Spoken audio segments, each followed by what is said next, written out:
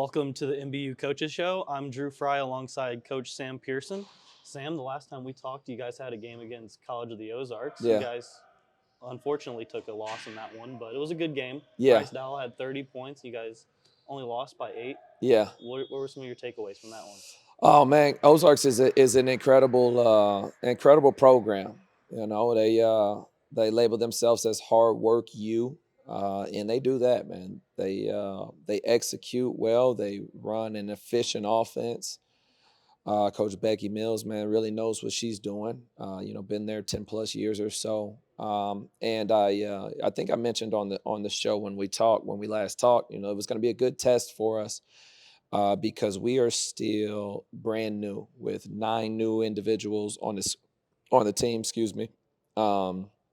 And we're going up against what is a unit, in Ozarks. And I thought we played well. Now obviously didn't come out with the victory, but I think it was 88-96.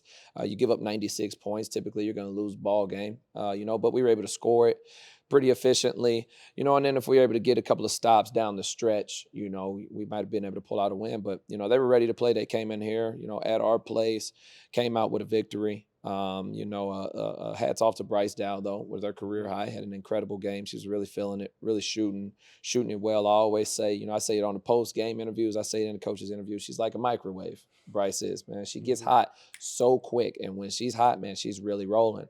So unfortunately, we weren't able to get a win behind that 30-point performance. But it's still good to watch that from her. And then there's still some good takeaways now.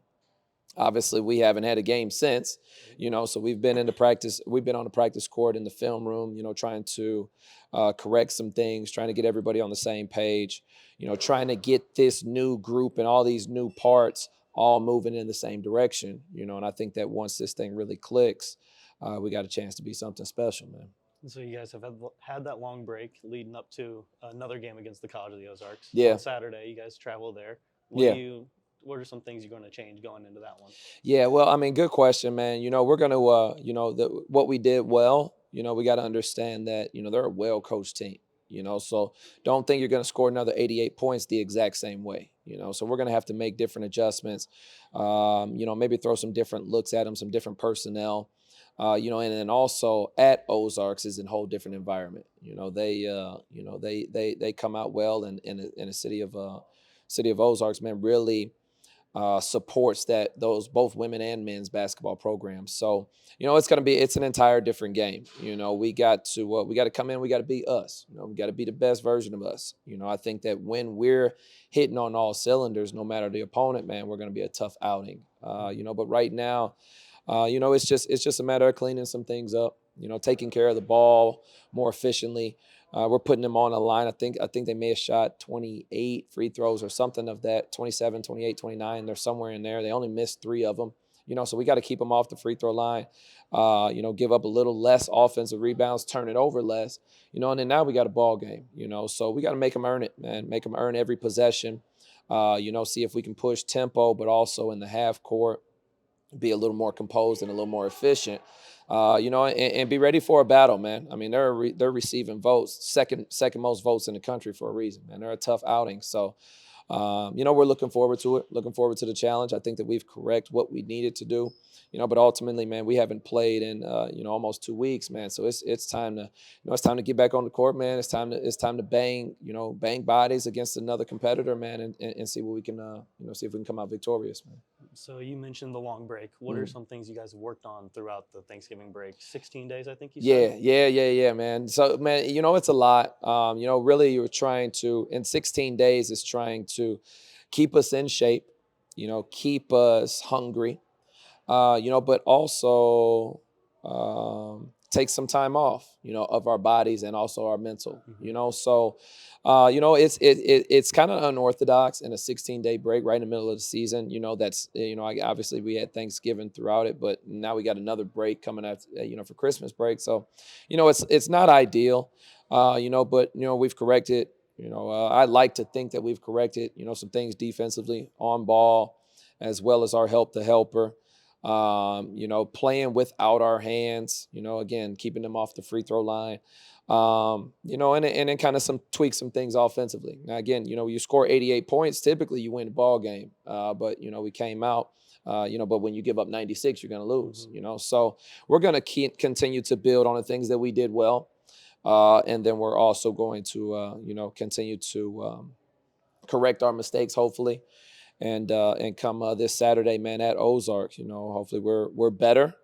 And ready to get us a win, man. This team's itching for a win. Now we have 2 wins on the season. Yep. It only says 1 officially because that Missouri S&T was an exhibition win.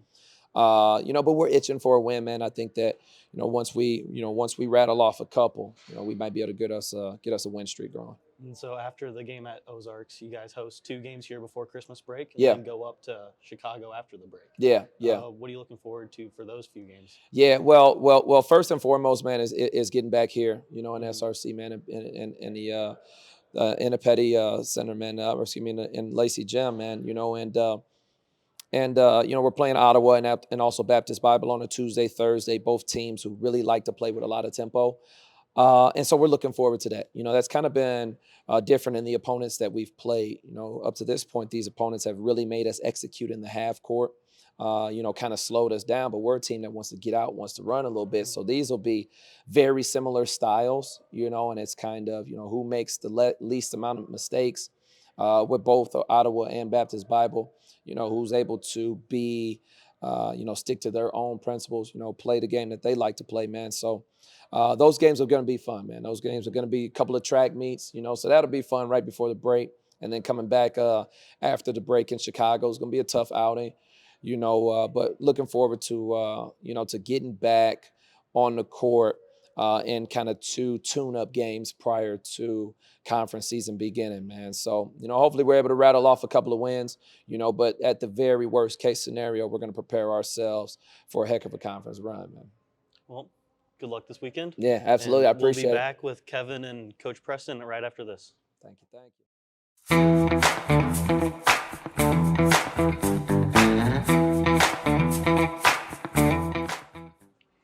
Welcome back to the Coaches Show. That's Preston Ingram. I'm Kevin Paulus. And Coach, you've been busy the last week and a half, a couple of exhibition games in there. Let's first talk about the game that actually counted, a big win over Bethel on Saturday. Talk a little bit about that. Man, Bethel came in here, they're big. I mean, I was looking at them, and we was worried about their physicality and how big they were. But, going in the game, I thought we had 2 days of really good preparation of scout, of just kind of knowing all their actions, what they wanted to do. And our guys came in pretty confident going into the game. And, I thought there was a little lull in the very beginning. We got a little relaxed. The turnover mistake that Damari had, I thought, led into a couple of those parts. But after the timeout, I thought we got it fixed.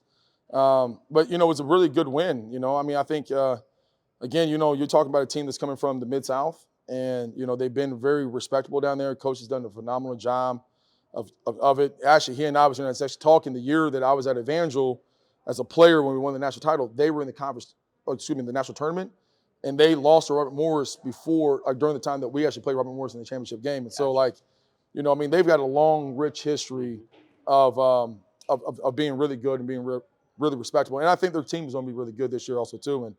And so, I was proud of our guys of just kind of what we did and just competed, really put pressure on the rim, really played strong. We talked about after the SIUE game is the physicality of going 6 inches to the rim instead of 6 inches to the air. And so we went 6 inches to the rim that whole entire night, and I thought we did a really good job of doing that. And plus, Brevin shot the living piss out of the ball, and that made our job a lot more easier when he only misses 3 shots. Yeah. In a free throw they shouldn't have missed. Yeah, 33 for Brevin, and there's a lot of minutes or not enough minutes to go around for all the guys that you have this year. So maybe a little bit of a reduced role for him, but he really, stepped up huge. I mean, he couldn't really miss in this game, Well, we talk about efficiencies all the time with our guys because of how deep we are, is that you got to get to be efficient. And we want to play with more possessions because of how deep we are, and really put teams in a kind of in a rat race with us, because we feel like we can get more out of it than what a lot of other teams can. And so, with Brevin, I mean, he got going in a rhythm, and he's been shooting the ball really, really high in practice. And, I think the matchup just so happened to be right for him. Mm-hmm. They got him loose, and we got loose in transition. He was able to get kind of going a little bit and finding the rhythm of it. And, we all know Brevin to be a 50+% shooter. And so we've got several of those guys, and I think it's kind of helping us a little bit. And so it was his night, man. I'm proud of him. He got, AMC Player of the Week. That's another big thing, first time for him. And, that's 3 times now so far in the year so for us between him and Keon. And just excited, for him. And now I'm hoping that we can carry this over to our next game here. Yeah, let's talk about, even though they don't count, the 2 exhibition games, SIUE and SEMO. We don't have to break them down. You know, you're playing D1 schools, but we really, and you mentioned it a second ago, we've talked about this, really the physicality, the length, the speed, it's a different game, and I think you guys, hopefully we did see it a little bit in the Bethel game because, the Bethel game was sandwiched between SIUE and SEMO. It did seem like you guys learned a little bit from that, the physicality, and that there is levels to this stuff. Well, no doubt. There's a definite level difference. Yeah. And I tell you this is that, in the past years when we played SEMO, that's not the same SEMO. Yeah. That's coming off an OVC championship, and, they're new themselves, and they had some guys out. But the physicality really, really, really helped us in so much of just knowing what it's going to take for us to be to where we need to be at. And then also, too, to be able to kind of see us go against somebody else after that, because we see ourselves against us every day. Mm-hmm. Sometimes I think the disbenefit of that is not knowing whether or not if we are physical enough or we're not physical enough. Mm-hmm. In the SIUE game and the SEMO game, I thought we got shots. I thought we did more in the SIUE game. Mm-hmm. The SEMO game, we had too many turnovers. Yeah. I thought we were trying to force in the rabbit a little too much. But, at the end of the day, it was good. We got out of there healthy. We got good off of it. We learned a lot from the situations. We played 2 incredible tough teams that has, either picked second to win this, like the OVC, or had already been in the national tournament. So having that experience that we had to carry back to our guys is invaluable for that. Yeah, absolutely. And the other part of it too, I know that there was some frustration. Like, you guys can learn from it. You can play differently. You can play more physical. Yeah. But then when you guys played the Bethel game, the officiating was completely different at the D1 level and the NAIA level, and you had to be like, oh, okay, wait a minute.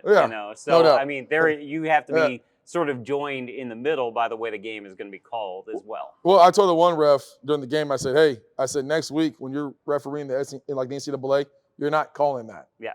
And I said, if not, you're calling that a block. And he kind of turned around and looked at me. I said, I'm telling you, you're calling that a block on the NCAA level. Because there is. That's the thing that's frustrating, is that when you see some of these guys that they ref multiple levels, when they come down and play us or like referee us, I think the biggest difference between our level and their level is not every team at the NAIA level is always physical. Mm-hmm. They play a little bit more joint, either pack or soft or whatever that you want to call it. Mm-hmm. And then the teams that are more physical get exploited, or they don't give you the exact same call because you're like, well, you're just bigger. Yeah. Like it was for us 2 years ago. Right. Ryan Pollard, 7 foot, 300 pounds, and you got 4 monkeys jumping on top of him. It was like, oh, coach, well, he's big. And he can handle it. But when he hits somebody, you call a foul on him, And so that's a little frustrating. But like I told our guys, I said, look, man, we got 110 fouls to be able to give. Mm-hmm. Like, let's use them. You got to make the game adjust to us and be the more physical one, because we know that when we go play the Columbias of the world, or we're going to play CBC or William Woods or whoever that we're going to play, it's going to be a physical game. Mm-hmm. And then if we do so happen to be lucky enough to be able to get into the national tournament, we're going to play teams that are going to be physical. Right. And we're going to have to be in that situation on that part. So I think that it's going to pay a benefit and a dividend to us more so than not. We've talked a little bit about physicality, talked a little bit about health. I just want to ask, are we getting healthy now? I mean, are we trending towards being healthy? Man, everybody's back. Yeah, really? Everybody's back. Nice. Everybody's back. Everybody's back. Nick got a little sick. So Nick's sick right now. But, he may or may not be able to go tomorrow. Mm-hmm. But we have everybody back. Nico's back. CJ's back. KD's back. Everybody's back. And so, this will be the first time that we're going to be able to have the whole arsenal to see exactly where we're at. Now, I just got to have a little come to Jesus. Yeah, a little friendly conversation with our guys about how we need to go every day now. Like, we have to be more faster, more physical, better efforts, better engagements, because it is going to be a situation of a learning curve. Mm-hmm. The good thing is right now, like all of our guys are averaging double-digit minutes. Right. Either 20 to 14 minutes a game, and it's going to be like that. Now we just got to be efficient and ready to see where we're going to go from it. And we get to find out how inspirational that speech was with the team tomorrow night when they take on Yep. St. Ambrose. Tell us Yep. a little bit about that. Well, second time we get to play St. Ambrose, and at third place 3 years ago during COVID year, wasn't so nice to us. But we had a 27-day layoff during that time, and then to go up there and, they zoned us, and we just went cold for the whole entire gym. And so I'm hoping, knock on wood, that doesn't happen again. But they're a confident team. They just played Olivet Nazarene. There's like 15 in the country. They played them really, really close and tight to the very end of the game, and played them at Olivet. Last time they didn't have Will Spriggs. Will's a very dynamic guard for him. He's going to play more than likely this game, I'd imagine. He's a guy that's leading them in scoring off the bench, very much like kind of Keon's doing for us. And so they're going to be different. They're going to be prepared. Anytime you play somebody the second time, there's adjustments that have been made. And, one team, we won by, I don't know, whatever it was, 30. Mm-hmm. They're going to come in with a certain aspiration of not try to prevent that. Right. This is similar to the exact same way we did with BBC. Mm-hmm. And we have to be about our diligency. And that's what I'm kind of talking to these guys about is that I'm not worried about St. Ambrose. I'm not worried about anybody else on our schedule. I'm worried about us and how is us going to do us. Right. We're scoring the ball well. We're defending decently, but we've got to do us better. And if we do what we're supposed to do, I think we'll be okay at the bottom end, the back end. It's going to be kind of a strange question, but technically you guys have won 7 in a row, even though it's sandwiched around those D1. Yeah. What's the mindset of the team? Do you feel like the guys are like, we're trending, we have won 7 in a row? Yep. Or have those losses to D1 schools kind of set you guys back a little bit with your mindset, you think? I don't think so, because I think we all know what it was. Mm-hmm. If you're going to beat those guys, you got to beat them.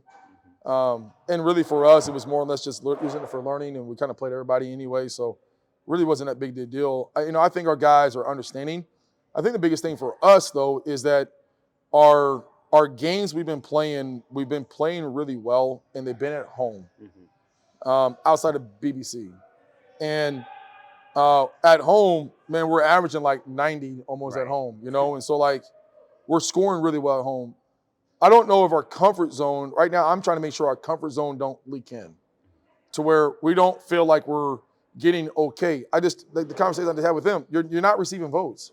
You got to beat somebody with a caliber of some sort for us to be able to get recognized what it is. Right. And then we've got to continue the path of what it is. Like if you're going to dominate them, so that then there's no question on what you're doing. That's what we had to do 2 years ago. Right. If you remember that, like we won that 14-game win streak, and we didn't get no love. And we beat some high-quality teams. Warner at Warner, that was a tough win. Well, if the committee is not going to look at that, then you need to double them up. And that year we won 21 games, I think it was, by double digits. Right. Well, that's what I'm trying to tell these guys. Instead of 2 years ago, we won it by 10 or 12 or 15, we're winning by now 30 and 25 and 27, 29. You got to continue that path. Right. So that there's big differences on that part. St. Ambrose, their biggest loss has been either us or Western Illinois. Well, that puts us in a situation like they lost to Olivet Nazarene by 15, I think it was, 14 at Olivet. Right. If we can go up there and have a good showing on that part, we can take it away, then we can't let our guys sink in with comfortability of any sort, of any kind, and that's our message up to them. I think they understand the 7-game win streak, but I think they're also on a mission to understand what it is that we need to get done. Absolutely. Appreciate the time. Appreciate it, boss. It's Preston Ingram, and this has been the Coaches Show on the Spartan Digital Network.